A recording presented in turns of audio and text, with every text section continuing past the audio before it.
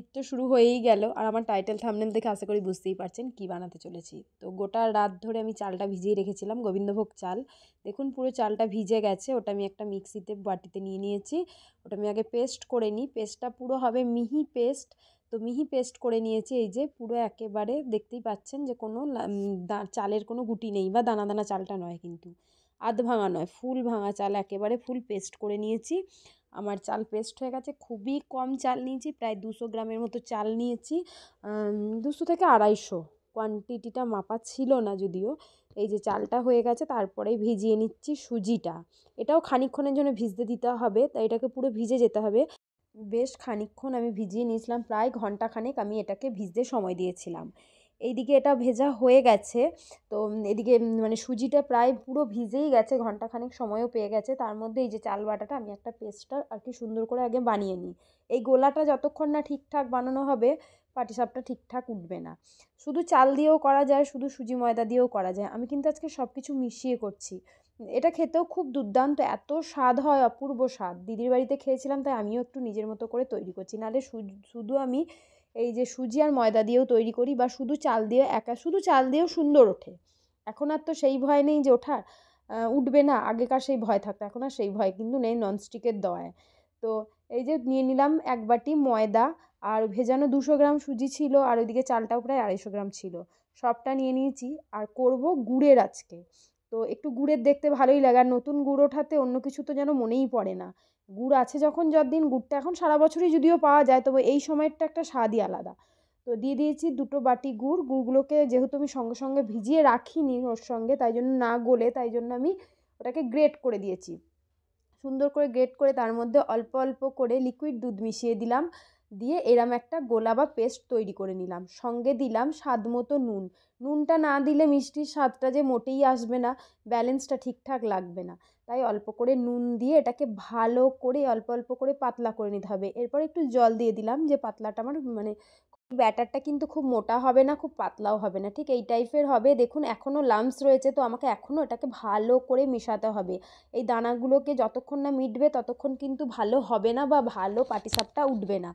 তো এই সুন্দর করে এটাকে ভালো করে অনেকক্ষণ টাইম নিয়ে ঘেটে, তারপর এটা যখন হয়ে যাবে, চলুন বানিয়ে দিই। ওটা একটুখানি ভিজুক ততক্ষণ, আমি ততক্ষণ বানিয়ে নিই পাটিসাপটার পুরটা। আমরা নারকেলের পুর খাই না, তো খোয়াটাকে গ্রেট করে নিয়েছি, আর কড়াইয়ে দিয়ে দিয়েছি অল্প পরিমাণের দুধ। এটাও লিকুইড দুধ দিতে হবে। লিকুইড দুধটা ফুটে গেলে তার মধ্যে সামান্য একটু চিনি দিতে হবে, যদিও আমার চিনিটা স্কিপ হয়ে গেছে। অল্প চিনি দিলে টেস্ট হয়, চিনি না দিলে খেতে খুব একটা মানে একটুখানি আমার স্বাদহীন স্বাদহীন লাগে। মিষ্টি লাগে, তবু খুব একটা লাগে না। আর এইসব জিনিস তো একটু মিষ্টি মিষ্টিই ভালো লাগে। এগুলো তো মিষ্টিরই উৎসব যদিও, পিঠে পুলি এগুলো তো সব পুরোটাই মিষ্টির উপরেই চলে। এখানে তো ঝাল নুন তেলের তো কোনো ব্যাপার থাকে না, তাই এর মধ্যে অল্প সামান্য একটু মিষ্টি দিয়ে যদি খোয়াটা বানানো হয়, আরও মানে স্বাদ 4 গুণ বেড়ে যায়। তো এই যে এটাকে এবারে মিষ্টির দোকানের মতো সমানে নেড়ে যেতে হবে, যতক্ষণ না এটা একটা থিকনেস চলে আসবে। দেখুন আমার অনেকটা ঠিক হয়ে গেছে খোয়াটা, আর এটা পুর দেওয়ার জন্য যথেষ্ট রেডিও হয়ে গেছে প্রায়। একটু ঠান্ডা হলেই এটা শক্ত হয়ে যায়। তো প্রথম আমরা নারকেলের পুর দিতাম। নারকেলের পুর এখন অনেকেরই সহ্য হয় না, হজম ক্ষমতা মানুষের কমে গেছে দিন দিন, তাই এই সন্দেশ বা খোয়ার পুরই দেওয়া হয়। তো আমি সন্দেশও এনেছিলাম, খোয়াও নিয়ে এসেছিলাম। তো আমি দুটোর পুর দিয়েই দেখাবো। এই যে দেখুন খোয়াটা কি সুন্দর রেডি হয়ে গেছে, পুরো রেডি হয়ে গেছে এটা। তো চলুন এরপরে আমি, ওইদিকে আমার ব্যাটারটাও রেডি। তো আমি এদিকে ফ্রাই প্যান বসিয়ে নিয়েছি, বললাম না ননস্টিকের দয়ায় এখন আর ভাবতে হয় না যে উঠবে কি উঠবে না পাটিসাপটা। আগে কিন্তু এইসবের দিকে একটু ভয়ই থাকতো।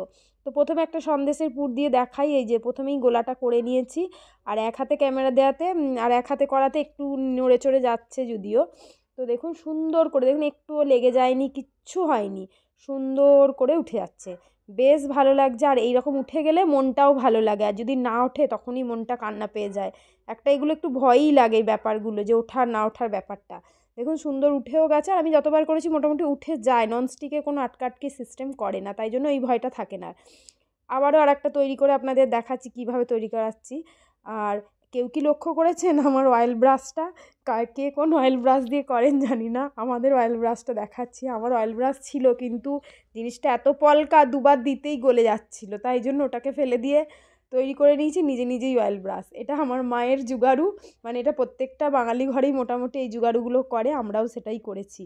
আবারও একটা দিয়ে দিচ্ছি, এটাও সন্দেশের পুর দিয়েই করবো, লাস্টেরটা খোয়া ক্ষীর দিয়ে একটা দেখিয়ে দেবো। তো দেখুন ব্যাটারটা ছড়িয়ে দিলাম আবারও সুন্দর করে। তো অয়েল ব্রাশটা আরেকবার দেখিয়ে নিই আপনাদের। কার কার ঘরে এরম অয়েল ব্রাশ তৈরি করা হয় দেখবেন। বেগুনের বোটা কেটে নিয়েছি, সেটাকেই তেলের মধ্যে ডুবিয়ে অয়েল ব্রাশ তৈরি করে নিয়েছি।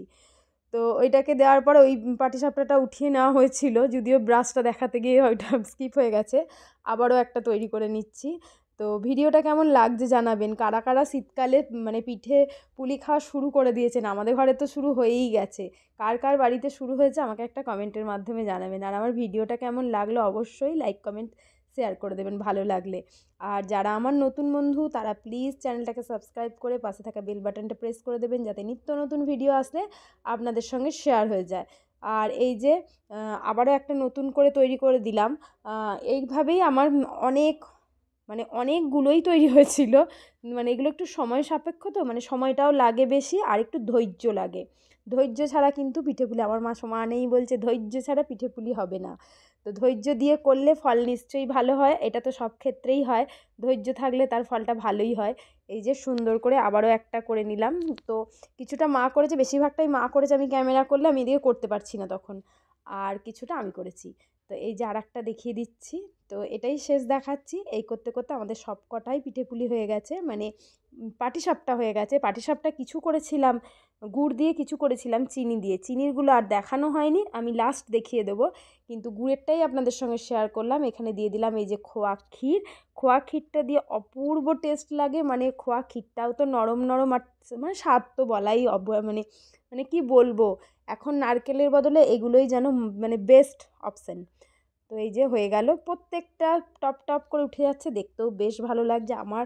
দেখুন সব পাটিসাপটা ভাজা হয়ে গেছে। এই যে আরও অনেক পাটিসাপটা ছিল, তো প্রচুর করা হয়েছে। মা বললো একবারই করেছি যখন খুব বেশি করেই করে, মানে আমাদের আবার একটু দেওয়া থাওয়ার ব্যাপার থাকে। তো এই যে সুন্দর করে আমার পাটিসাপটা রেডি। কার ঘরে কেমন কী কী পিঠে হলো জানাবেন। আমাদের তো এই শুরু হলো, শেষ হবে কবে জানি না। বললাম না কিছুটা চিনির করেছিল, এই যে চিনির পাটিসাপটা।